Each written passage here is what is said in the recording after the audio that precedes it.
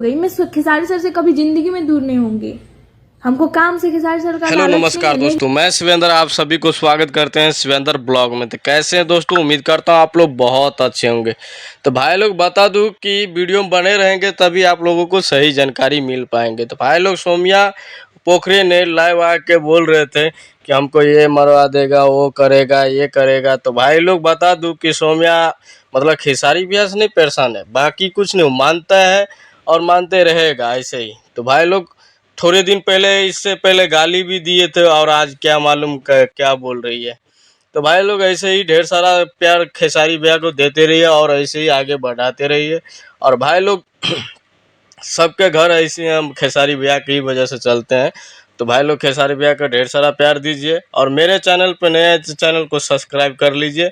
और ऐसे ही भोजपुरी न्यूज़ देखने के लिए शिवेंद्र ब्लॉग को सब्सक्राइब कर दिए।